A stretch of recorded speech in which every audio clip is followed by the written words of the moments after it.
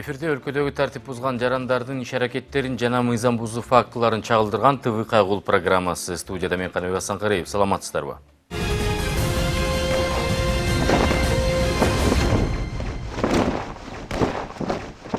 Жалал-Абадтын Кайгул милициясы менен ТВ Кайгул программасынын биргелешкен ишинин кезектеги чыгарылышы Маяк аталышындагы рейд болду. Бул жолкусунда Жалал-Абад шаарынын айдоочулары тез жардам кызматына жол бошото билишеби текшерилди. Күтүлгөндөй эле бул иштин жыйынтыгы менен бир катар айдоочуларга тез жардам кызматына жол бербегендиги үчүн протоколдор толтурулду.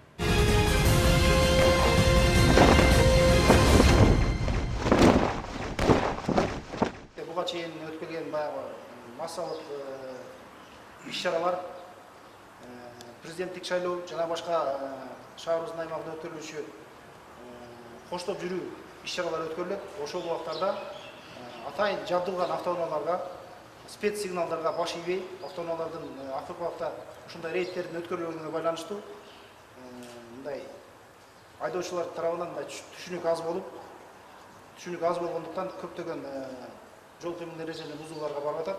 Жалал-Абад шаарынын Кайгул милициясынын бул жолку иши Маяк аталышындагы рейд болду. Бул рейдте жергиликтүү айдоочулар канчалык деңгээлде атайын сигналдарга баш ийишет экенин текшерүү максат болуп, аны аныктоо үчүн жолго тез жардам кызматынын унаасы чыгарылды. Жана анын аркасынан бир экипаж жүрүп, жол бошотпогон айдоочуларга чара көрүүнү чечишти.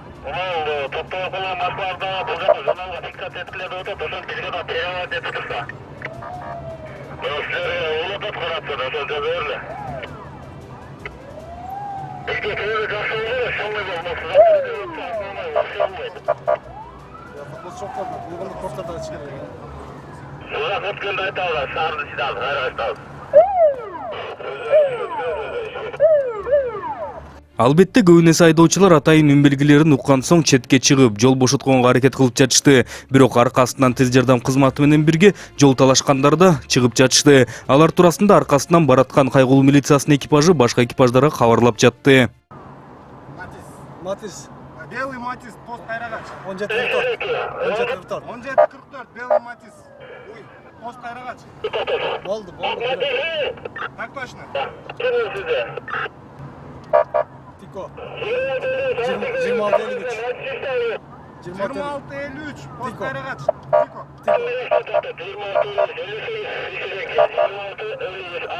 Тико.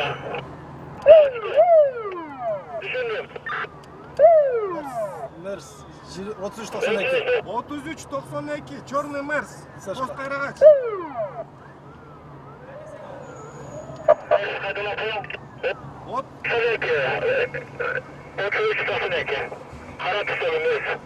Албетте жол талашкандарды Кайгул милициясы токтотуп протоколдорун толтуруп жатышты. Ал эми ТВ Кайгул программасынын чыгармачылык тобу анан тез жардам кызматы менен чогуу жолго чыгып көрдү. Мынтип шаар айлануу учурунда 8041 номуру менен уна тез жардам кызматынын атайын үн белгилерине карабастан четке чыкпай жолду бууп кете берди.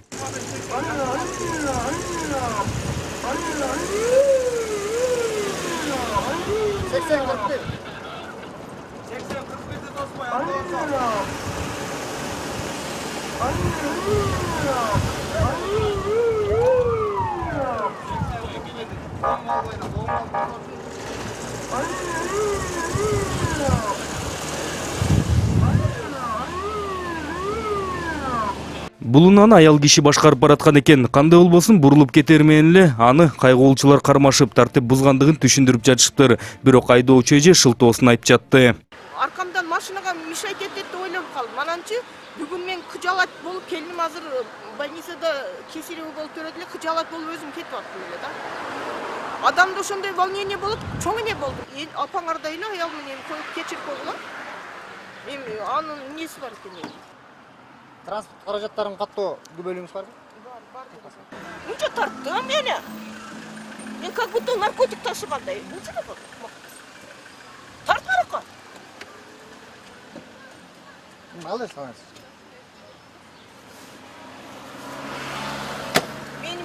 нарушение эми единственное. Текшерүү учурунда анан унаасына тиешелүү каттоо күбөлүгү да жок экени анык болду. Андыктан унаасын айыпына токтотуучу жайына жеткирүү керек болду. Конечно бар. Мен мынча сүрөткө тартышты, бүгүн өзүм кыйналып жүдөп турам. Жок, эже, неме кылыңыз? Бул эми жол бересиң, карачы сиз алдыңызда ошо кетип алып жол бербей атпайсызбы сиз? Канча убакытка чейин бердиңиз? Жол бергенде мен бияка чейин рисковать эте албадым да. Белем, тех паспортуңуз бар, неме машинаны Налогты төлөгөнмүн, как болду? налогду сураган жоксуз. Мен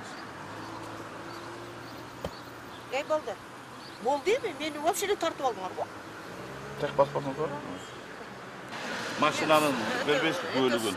Машинанын барбы? Машинанын күбөлүгү бар. Жокпу? Жаныңызда барбы? Мен этот үйүмдө калтырып койгон ошо. Мен сумкаларымды жанагы. Калай, эмне кетти? Жүр, мен барып келсеңчи, спутникте жашайм. Сиз анда нар жагына отурасызбы анда? Мен айдап алайын. Отуруңуз? Ооба. Жолсо тигип алат. Калай? Мен эле айдап алайын, өзүм алдымда отуруп алсам. Нар жагына отуруп мен айдап алайын.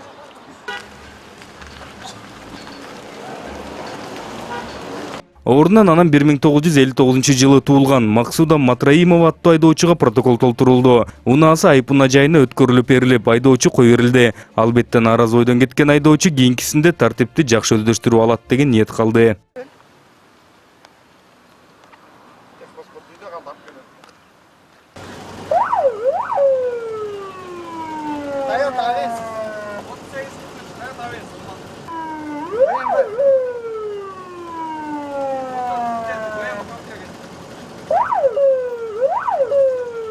Тез жардам кызматы менен чогуу жол талашкандардын бири бул БМВ үлгүсүндөгү автоунаа болду. Кайгыл милициясынын экипажына бул тууралуу маалымат берилер менен аны токтотушуп, бузган тартиби түшүндүрүлүп, протокол толтуруп башташкан экен. Айдоочу жол эрежесин бузгандыгында мойнуна алып, убактылуу айдоочулук көлүгүнө кол коюп берип алып кетти. Ал эми дагы бир жол талашканды сүйгөн айдоочу Форд үлгүсүндөгү унаанын кожоюну экен.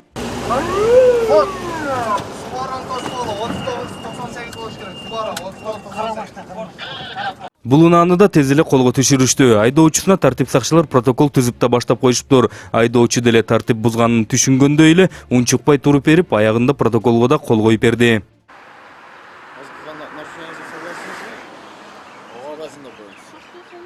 Тез жардам менен жол талашкандар арбын болуп жатты. Улам бирин токтотуп протокол толтуруп кетирип жатышты. Ал эми тез жардамдын алдына чыгып алып, жол бергиси келбегендердин бири бул Toyota унаасы болду.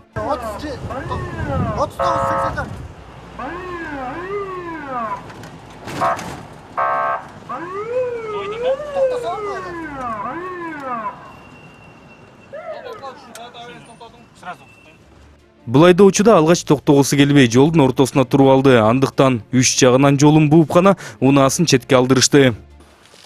Патрульный задам прапорщик мобайл саламатсызбы. Автоунаага тиешелүү документтериңиз, урматтуу айдоочу. Урматтуу айдоочу, эмне себептен токтотконуңузду билесиз да? Жок. Эмне үчүн скорыйга жол бербейсиз? Жок, жолго чыктым да бияка. Сиз движенияны токтотушуңуз керек да. Кандай?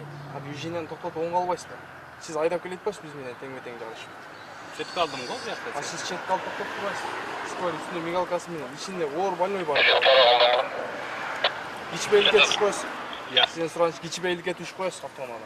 Айдоочу байке токтобой жүрүп кете бергени мыйзам чегинде экенин айтса да, тартип сакчыларынын айыптарына баш ийип берди. Документтерин колдоруна тапшырып, протоколго да кол коюп берди.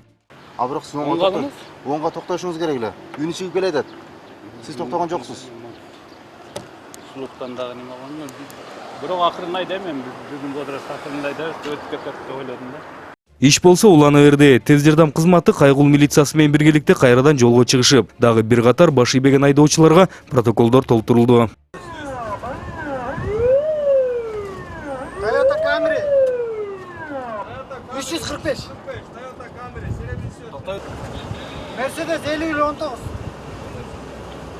Тез жардам, же болбосо өрт өчүрүүчү автомашиналар, же болбосо атайын делегацияны ошо коштоп, алардын коопсуздугун сактоо мезгилинде айдоочулардын ошол автоунаалардын өтүшүнө өтө тоскоолдуктарды жаратып, ыңгайсыз келтиргендигине байланыштуу биз атайын ошо кассалык маалымат каражаттарынын кызматкерлери менен азыркы учурда өзүңүздөр күбө болгондой айдоочулар өтө одоно жол эрежесин бузуп ошол тез жардам баратканда ошол автомашинага жол бербестен анын алдына түшүп алып же болбосо жол бошотуп бербестен аларга өтө тоскоолдук жаратып атат. Айрыкча тез жардам мына өзүңүздөр билесиздер, адамдын өмүрү кымбат, ошол тез жардам адамды ошол тез ошол медициналык жардам көрсөтүүгө алып бараткан учурда жолдорду бошотпой алдына түшүп алып туруп көп тоскоолдуктар жаратууда. Ошол тоскоолдук жараткан айдоочуларга түшүндүрүү, аларга чара колдонуу максатында ушул иштерди жүргүзүп атабыз. Бул иш-чара негизи биздин өзүбүздүн атайын рейдтин ичинде өткөрүлчү рейд бар. Бул жыл сайын өткөрүлөт, бирок акыркы күндөрү бул рейдтер көп өткөрүлгөн эмес. Мына бүгүнкү рейдте биз өзүбүз мына ушу телевидениянын НТСнин катышуу менен баягы өзүбүз көрдүк, жыйынтыктар болду. Эгерде биз дагы ушундай рейдтерди өткөрүп дагы неме кылсак, айдоочулардын арасында дагы түшүнүктөр пайда болуп туруп, тоскоолдуктар жаратуулар жоголот коюш керек. Жалпы канча протокол толтурулду? Жалпы патрулдук милиция кызматкерлери тарабынан ошол жол эрежесин бузган айдоочуларга карата 30дан ашуун протокол түзүлдү.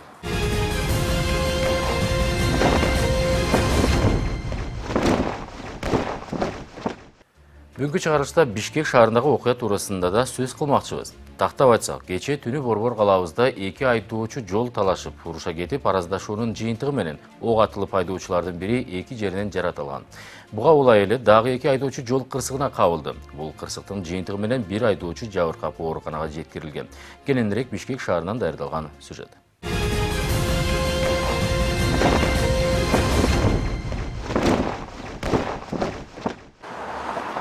21 сентябрь күнү болжол менен кечки саат 9 чамасында Ахунбаев көчөсүндө ок атылды деген маалымат түшөт. Ордуна чыккан кайгылуу милициясынын экипажы тез арада жетип, ок атканында ок жегенин да кармашат. Биз мына советский менен өтө чыгып кеткенбиз. Ошол жактан эле жол талашып, бизди сөгө баштады да барчы. Айдабайсың машинаны депчи, биздин алдыда машина турган. Анан келе машинаны чекке токтот, чекеден эле сүрүшүп андай кыйкырбай деп, бул жерге келип, бул жака токтоп, түшүп туруп эле ошол жерден мушташа кетип чыккан элечи. Мушташа кеткенде сразу нервный барсеткасы бар экен. Травмат алып чыгып туруп эле бастырып 4 жол атты. Травматический экен, 4 жол атты. Травматты билбейм экен. Короче, пистолет бар экен да колундачы. А мен мына жүз күнөө түнү жатып калдым. Үстүмө келип туруп баса алып да басып атпайбы? 2 жолчу. Ошондо бет жагыңызгабы? Ушу бет жакка. Анан кийин колго. Мындай азыр дарыгерлер сизди көрдү, эмне деп атышат, мындай жеңил жараттар экен? Эми жеңилине жарат экен азыр. Больница бар, кичине да бир текшерип коюш керек экен. Албетте ордуна тез жардам кызматы чакыртылып, жабыркаганга жардам көрсөтүлөт. Жол талашып уруша кеткен айдоочу бетинен анан колунан жараттарды алат. Ордунан жардам көрсөткөн дарыгерлер албетте жараттар жеңил экенин айтып, болгон чараларын көрүшөт. Ал эми ок аткан айдоочуда жарат жок болот. Ал бетин ал. Бетин алып кой дейм. Колуңа алып кой. Алгач мынтип суроо жооптон качкан бала сырткары чыккан соң гана кыскача окуяга өз оюн айтып берди. Эмнеге аттыңыздар, ошону айтып коесуң? Самозащита. Иә. Самозащита. Самозащита? Куралчан беле берип калат. Жок, чалып салды.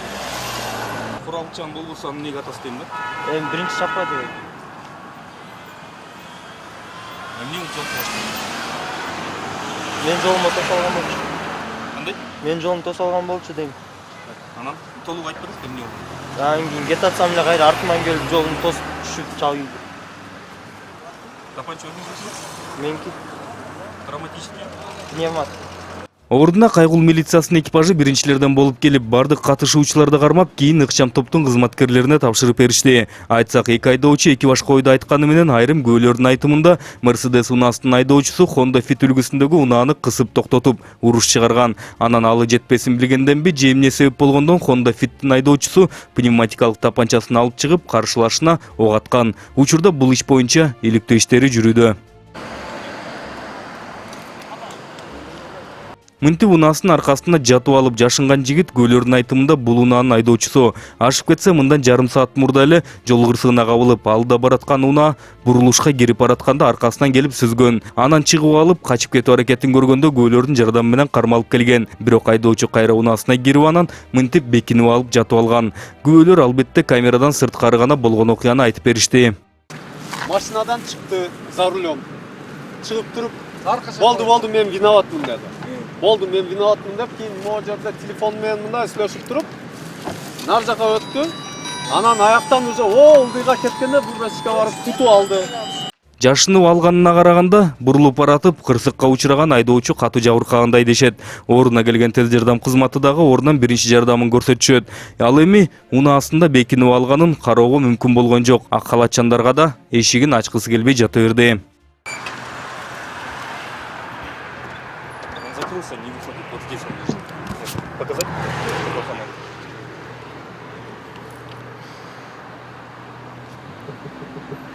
Ордуна текшерүүгө келген тартип сакчылары да айдоочуну алгач чыгара алышкан жок. Унаасын тегеректегендерди укмаксанга салып, унаасынын эң артында телефон чукулап жата берди. Байкес ачыңыз. Телефондан слышит атпайбы? Он закрылся весь? Да. У него что там нормально все, нет? Видно будет, не знаю. Бул азыр мындай кылды. Ключун дагы бекитти. Ключу колунда эле. Экинчи водительге. Экинчи водитель жок, өзү эле водитель. Скорыйда. А тиги скорыйда. Тартип сакчыларды көпкө күттүрүп койсо иши кыйындап кетет деп ойлоп кеттиби, өзү чыгып берди. Бирок буга чейин күбөлөр айткандай, күнөөнү мойнуна алып жаткан айдоочу жоголуп, бул киши мен жүргүнчүсүмүн деп жар салды. Ключ колуңда турат эле. Ключуң колуңда турат эле. Койчу. Жок, мына. Мен ключуң мен трезвыймын. Ключуң колуңда эле. Кара, машинада бир жерге бекиттиңби, каерге бекиттиң? Эч жерге бекиткен жокмун. Койчу. Азыркы учурда айдоочулук көлүк машина көлүктөрү бар. Машинадан Эч түшүп. жерге жок. Мен бүгүн бу кайда жүрөм. Машинадан түшүп мен виноватмын дедим. Жүрөм мен. Мен виноватмын деп кийин бир аздан кийин ключум жок. Врачка алып кетип калыптыр дегенге өттү. Телефондан сүйлөшүп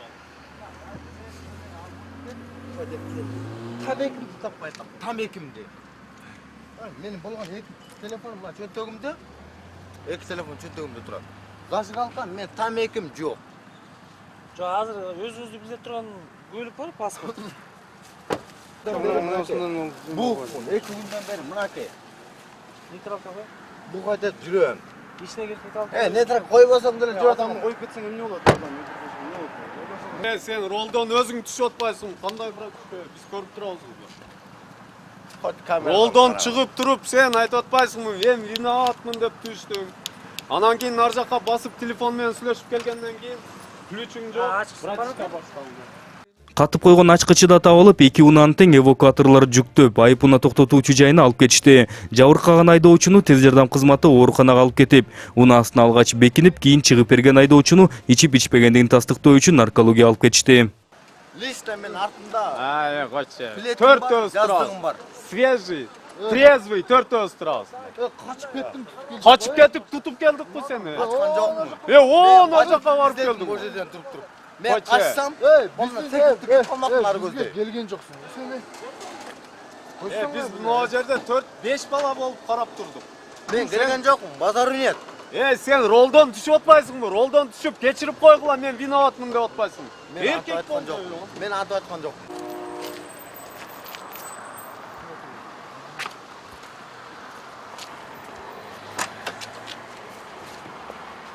Сүй алайынбы мен? Иә. Мен качпайм. Отуруңуз. Мына байкам турат деген. Отуруңуз. Мен качпайм. Отуруңуз жигиме. Отур деген отурмайсыз. Мен водитель эмес, тиги айтып. Все, отур. Мен пассажирмин. Болду. Менин жигип атам. Мен алар жоктур айтып берем. Да, я подписчимин да. Бирок менде эме жок, водитель жок. Мен айдаган жокмун. Наркологияга келген соң тийиштүү текшерүүлөрдөн да өтүп берди. Атайын түтүкчөсүн үйлөп жатып, рулду өзү башкарганын да байкоо айтып алды.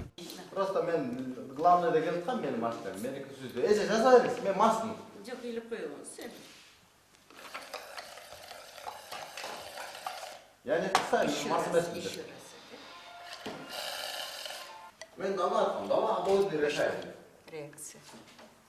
Мен өзүм кылам десем болбой коюшту. Резкая, да, реакция? Сен бойдуруп алганга ким чечет? Эме пускай. Өздөрү көрсүн да. Потому что главное это моё. Мен водитель эмесмин вообще. Мен пассажирмин. Водитель эртең таап келип берем меселеге. Водитель эртең мен алып келем бул жерге. Эмне үчүн качып кеткенин мен ошол водитель өзү айтып берет, жаш бала. 19-дагы бала өзү айтып берет. Эмне үчүн качып кеткенин. Если мен 19 болсом, мен да качып кетмекмин. Біреудің машинасын сүрсем, мен ашып кетмекпін. Пока хозяин есіне келген шекті, мен ашып кетмекпін. Ой, толтыра киши биле сен түшүптүң го. Жардам берели деп барса сен эле түшүптүң го. Айтып отурпайбы? Жалгыз түштүм. Жалғыз түшкен жоқпын, мен артынан түштім. Артқа секип түшүптү. Билле киши түштү, ушул эле жалгыз. Фурунзаның камерасынан қарағал, даже заправканың камерасынан қарағал. Келіп тоқтап, мен 1100 көшеден заправка қылып, жаңа емедегі Лагвиненкадағы. Артын соққан жоқпын, главный дорога менікі өлчі. Ал лефтосынан келіп тұрып, емеге бұрылып берді. Патяноваға. А лефтоса мен машина түп-түз келіп тұрып, тегін көттен ұрды. Тұрын оны кетіп отпайсың, сен алып бұрылып отпай. Балким мунун айтканы деле чың чыгар. Кантсе да кайсы айдоочу кайдан чыкканын жана кемиси тартип бузганын, ордуна кырсыктын картасын чийип алган тартип сакчылар күбөлөрдү сураштырып чындыгына жетишет. Ал эми бул жараныбыздын спирт ичимдигин ичкендиги тастыкталган соң териштирүүгө баары тең тергөө бөлүмүнө жеткирилип беришти.